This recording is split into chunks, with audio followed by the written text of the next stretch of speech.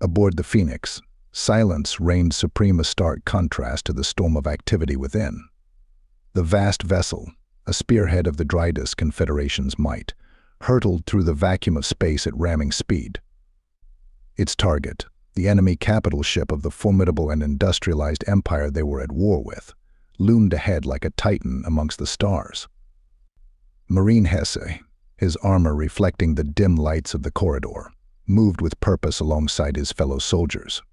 The air was thick with anticipation, every Marine lost in their own ritual of preparation.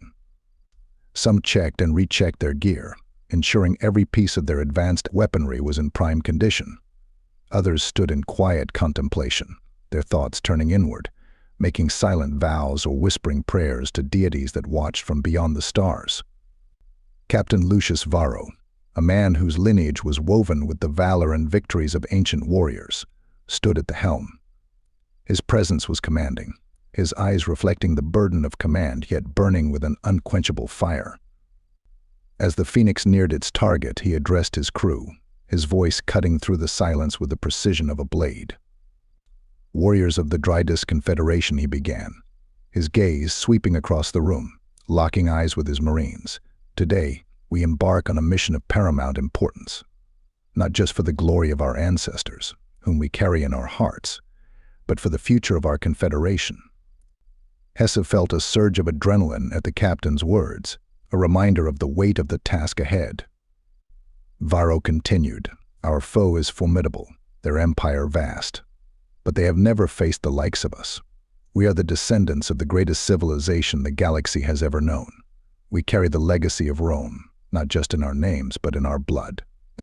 As the Phoenix accelerated, its engines humming with lethal intent, Varro's speech reached its crescendo. "Today we strike at the heart of our enemy, not just to win a battle, but to turn the tide of this war. We will board their flagship, and we will fight until our last breath, for the honor of the Confederation and the glory of our ancestors."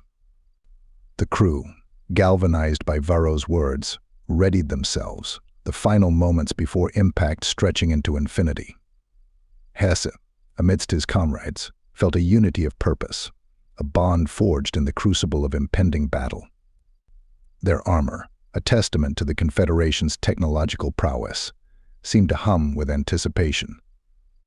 Then, with a sudden and devastating inevitability, the Phoenix collided with the enemy capital ship. The universe itself seemed to hold its breath as metal tore into metal, the silence of space shattered by the violence of the impact. In that moment, Hesse and his fellow Marines were thrust into the maelstrom of war, their mission clear and their resolve unbreakable. The Phoenix had struck true, but the battle was just beginning. Ahead lay the enemy, a warlike people who fought until their last, their soldiers as capable as they were ruthless. The corridors of the enemy ship awaited, a labyrinth of danger where every step could be their last. As Hesse charged forward with his squad, following the lead of his centurion into the heart of the enemy, the echoes of Varro's speech rang in his ears. This was more than just a battle, it was the continuation of a legacy, a testament to the indomitable spirit of the Drydus Confederation. The impact of the Phoenix ramming into the enemy capital ship sent a shockwave through both vessels, a deafening roar that silenced the void of space. Inside the enemy ship, alarms wailed, and emergency lights bathed the corridors in a harsh red glow, setting the stage for the chaos that was to unfold. Marine Hesse, his heart pounding in his chest, was among the first to breach the hull. The opening carved out by the Phoenix's assault served as a grim gateway into the heart of the enemy. Centurion Drydus, a veteran of countless skirmishes and a tactician of the highest order, led the charge, his voice a beacon of command amidst the turmoil. "Form up. Watch your sectors," he barked as they stepped into the unknown. The corridors of the enemy ship were a stark contrast to the sleek lines of the Phoenix. Here, the architecture was utilitarian, built for function over form, with pipes and cables snaking along the walls like the tendrils of some mechanical beast. The air was thick with the smell of oil and ozone, the scent of war. Almost immediately, they encountered resistance. The enemy, clad in heavy industrial armor that seemed forged from the very steel of their ship, met the Confederation Marines with a ferocity that matched their reputation. Spears and swords clashed against the advanced weaponry of Hess and his squad, sparks flying as metal met energy blade in a dance as old as warfare itself. The narrow corridors became arenas of death, with each corner and doorway harboring danger. Hesse found himself ducking under a swipe from an enemy's blade, responding with a burst from his rifle that sent his assailant to the ground. But there was no time to celebrate. Another enemy was already upon him, their movements relentless, driven by a warlike zeal that knew no fear. Centurion Drydus moved through the melee with a lethal grace, his energy sword cutting swathes through the enemy ranks. Yet for every soldier they felled, it seemed two more took their place. The Industrial Empire's soldiers fought with a desperate courage, their primitive weapons wielded with a skill that spoke of rigorous training and an unyielding will to survive. The squad pushed forward, their progress measured in meters won and lives lost. The air was thick with the sounds of combat, the hiss of energy weapons, the clang of metal, and the cries of the wounded. Marine Hesse, his armor scored with marks of battle, felt the weight of every step, every breath. They were deep in the belly of the enemy, each corridor leading them further into darkness. Despite the ferocity of their defense, the enemy's numbers began to dwindle under the disciplined advance of the Confederation Marines. Yet the cost was high, the deck slick with the blood of friend and foe alike. Hesse witnessed comrades fall, their sacrifices buying precious moments for the squad to regroup and press on. As they neared what they believed to be the central command hub of the ship, the resistance stiffened. Automated defenses, hidden turrets, and traps added to the chaos, the enemy using their industrial prowess to fortify their position. It was clear that the path to victory would not be easy, the final stretch promising to be the most brutal of all. Through the bloodshed and the din of battle, Marine Hesse and his squad remained resolute. Led by Centurion Drydus, they were a spear thrust into the heart of the enemy, a testament to the courage and determination of the Drydus Confederation. The breach of the enemy ship was just the beginning. The true test of their resolve lay ahead, in the long, bloody struggle to claim victory in the name of their empire. In the dimly lit bowels of the enemy flagship, the aftermath of the initial breach and ensuing battle left the corridors marked by the scars of conflict. The Phoenix Marines, led by Centurion Drydus, and with Hesse steadfast at his side, began their arduous ascent towards the bridge. Each level they cleared brought them closer to their objective, but the resistance grew fiercer, the enemy more determined. The lower decks of the ship were a labyrinth of engineering marvels and industrial might, a testament to the empire they were fighting against. Amidst this backdrop, the elite soldiers of the enemy, distinguished by their ornate armor and fierce demeanor, stood between the Marines and their goal. These soldiers, fanatically loyal to their empire, fought with a zeal that bordered on the suicidal, refusing to surrender, their every action aimed at halting the Marines' advance. Marine Hesse found himself in the thick of the fighting, his training and instincts honed on the training grounds of the Phoenix, now tested in the crucible of war. The narrow corridors forced the combat into close quarters, where the advantage of their advanced weaponry was mitigated by the sheer tenacity and numbers of the enemy. Each encounter was a deadly dance, with Hesse and his comrades relying on their discipline and cohesion to overcome the fanatical defenders.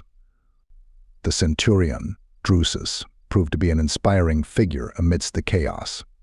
His tactical acumen shone through as he orchestrated maneuvers that allowed them to breach enemy defenses, turning their industrial environment against them. Under his command, the Marines employed hit-and-run tactics, luring elite enemy units into prepared ambushes or isolating them from their comrades to whittle down their numbers.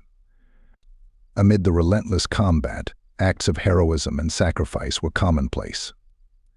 Hesse witnessed a fellow Marine, callous, charge into the fray to detonate a charge that would open their path forward, knowing full well he would not return. The explosion rocked the ship, and in the aftermath the way forward was clear, but the cost was etched in the silence that followed. The ascent continued, each deck gained marked by the blood of both Confederation Marines and the enemy's elite.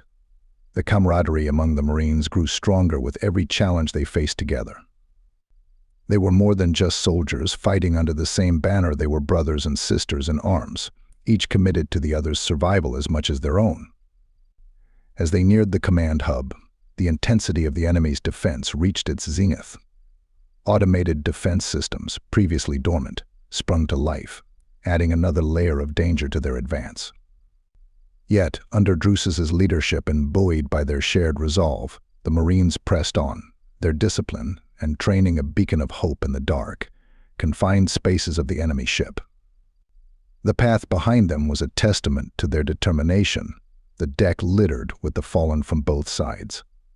Ahead lay their ultimate objective, the bridge, and with it, the key to victory. The journey thus far had tested them to their limits, but the fight for the bridge promised to be the culmination of their struggle, a final stand against the best the enemy had to offer. As Hess and the remnants of the Phoenix Marines pressed deeper into the enemy ship, the environment around them shifted from the stark, utilitarian corridors of the lower decks to a more complex labyrinth of machinery and industrial might. The air was thick with the hum of engines and the scent of lubricant, the lifeblood of the ship's mechanical heart. The closer they got to the central command hub, the more formidable the obstacles became. Automated turrets, hidden within the walls and ceilings, sprang to life without warning, their barrels tracking with deadly accuracy. The Marines, caught off guard, dove for cover, returning fire with precision shots from their energy rifles. Marine Hesse, his reflexes honed from countless drills, managed to disable a turret with a well-placed shot, a small victory in the relentless advance. But the turrets were only the first layer of the ship's defenses. Barricades, hastily erected from spare parts and machinery, blocked their path, manned by enemy soldiers who fought with a desperation born of knowing their backs were to the wall. Each barricade was a fortress unto itself, requiring a combination of brute force and tactical ingenuity to overcome. The enemy, aware of the invaders in their midst, began to use the ship's industrial features against them. Conveyor belts suddenly activated, threatening to carry Hess and his comrades into the maw of recycling compactors. Ventilation shafts spewed noxious gases, forcing the Marines to don their respirators and fight through the haze. Every step forward was contested, every inch gained paid for in sweat and blood. In the midst of this mechanized chaos, Centurion Drydus found himself targeted in a deadly ambush. A concealed explosive, triggered by his passing, erupted in a shower of shrapnel. Hesse, acting on instinct, tackled Drydus to the ground, shielding him with his own body. The explosion rocked the corridor, filling the air with debris and the ringing in their ears. Drydus, dazed but alive thanks to Hesse's quick thinking, clapped him on the shoulder, a gesture of gratitude that spoke volumes. "Well done, Marine," he said, his voice rough with emotion. "You've saved more than just my life today." In that moment, the bond between them deepened, forged in the crucible of combat and sealed with the unspoken acknowledgement of their mutual reliance. The psychological toll of the ship's defenses began to wear on the Marines. The enemy's voice, broadcast over the ship's intercom, taunted them with predictions of their impending doom. The darkness of the corridors seemed to press in on them, a tangible manifestation of the despair the enemy hoped to instill. But the Phoenix Marines were not so easily broken. Each taunt, each attempt to demoralize them, only served to strengthen their resolve. They moved as one, a cohesive unit driven by a shared purpose and a determination to reach the bridge, to complete their mission against all odds. As they cleared the last of the automated defenses and stood at the threshold of the central command hub, Hess and his comrades steeled themselves for the final confrontation. The path behind them was littered with the evidence of their hard-fought journey, a testament to their courage and tenacity. The door to the command hub loomed before them, a gateway to the culmination of their struggle. With Drydus at the lead and Hesse by his side, the Marines prepared to breach the final barrier, ready to face whatever lay beyond. In the heart of darkness, amidst the clash of metal and the wills of warriors, Hesse and his squad were a beacon of light, a force of unity and strength in the face of the enemy's attempts to divide and conquer. The battle for the bridge awaited, the final test of their resolve and the defining moment of their mission aboard the enemy ship. As the remnants of the Phoenix Marine Squad approached the final stretch to the enemy bridge, the atmosphere grew tense with the anticipation of the impending battle. Centurion Drydus, leading his squad with unwavering determination, prepared them for what would be their most formidable challenge yet. Ahead lay the elite guard of the enemy commander, known throughout the galaxy for their brutality and the advanced weapons at their disposal. The corridor leading to the bridge was a straight shot, a no-man's land that promised a brutal confrontation. The enemy had fortified their position, barricades erected at strategic intervals, behind which the elite guard stood ready, their weapons primed to unleash death. With a nod from Drydus, the Marines charged forward, energy rifles blazing. The air crackled with the exchange of fire, a deadly symphony that filled the corridor with the clamor of combat. Hesse, his resolve steeled, moved with purpose, firing with precision and ducking behind cover to reload. The elite guard proved to be formidable adversaries, their advanced armor absorbing shots that would have felled lesser foes. They returned fire with a disciplined ferocity, their aim true and their tactics refined by countless battles. The corridor became a battleground of attrition, with both sides suffering casualties but neither yielding. Hesse watched in horror as comrades he had fought beside, shared meals with, and laughed with, fell one by one. Each loss was a gut-wrenching blow, a reminder of the high cost of their mission. Yet with each fallen Marine, the resolve of the survivors grew, their determination to complete their mission and honor the sacrifice of their brothers and sisters in arms becoming an unbreakable bond that pushed them forward. Amidst the chaos, Hesse found himself face to face with an enemy soldier, the elite guard's cruel visage twisted in a snarl. The clash was personal, a microcosm of the larger battle raging around them. With a desperate effort, Hesse managed to overcome his opponent, but the victory was short-lived as another enemy took their place. The battle for the bridge was a grueling, drawn-out affair, with Hesse and his remaining comrades inching forward, step by bloody step. Drydus, his armor scarred and his energy sword glowing with lethal intensity, led from the front, his presence a rallying point for his Marines. Finally, after what seemed like an eternity, the squad breached the last barricade, the door to the bridge within reach. The cost had been high, the corridor behind them a testament to the ferocity of the fighting. Many of Hesse's comrades lay fallen, their sacrifice a solemn tribute to their courage and dedication. With a final push, driven by the memory of those they had lost, Hesse, Drydus, and the surviving Marines stormed the bridge. The enemy commander and his personal guard awaited, their resolve evident in their stance, prepared to defend their post to the last. The battle that ensued was fierce, the confined space of the bridge amplifying the intensity of the combat. Hesse fought with a ferocity he didn't know he possessed, driven by the knowledge that the outcome of this battle could turn the tide of the war. In the end, it was the courage and unwavering spirit of the Phoenix Marines that prevailed. The enemy commander fell, his elite guard overwhelmed by the relentless assault of Drydus and his squad. As the dust settled and the sounds of battle faded, Hesse and the survivors took a moment to survey the bridge, now under their control. The victory was theirs, but the cost had been immense. As they secured the bridge, their thoughts were with those who had fallen, their sacrifice the foundation upon which the success of the mission was built.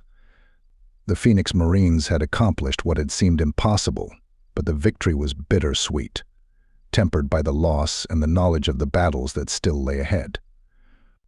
In the stillness that followed the storm of battle, the bridge of the enemy flagship stood as a grim monument to the conflict that had raged within its confines. The air was thick with the remnants of energy discharges and the sharp tang of blood, a visceral reminder of the cost at which victory had been achieved.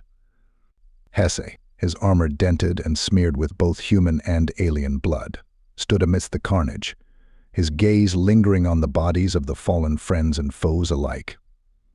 Centurion Drydus, his expression somber, placed a hand on Hesse's shoulder, a silent acknowledgement of their shared loss and the burden of command. The remaining Marines, their faces etched with exhaustion and grief, began the grim task of securing the bridge, ensuring that the enemy ship was firmly under Confederation control.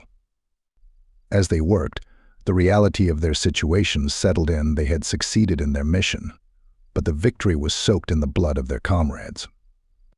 Hesse found himself drifting towards the main console, the heart of the enemy's command center. He activated the communication array, establishing a link back to the Phoenix and, through it, to the Drydus Confederation. The message he sent was brief, a simple declaration of their success, but the weight of the words felt immense. Bridge secured. Enemy flagship under Confederation control. The response was immediate, a surge of messages from the Phoenix and beyond, expressions of relief and congratulations on their victory. Yet, as Hesse read through them, a hollow feeling settled in his chest.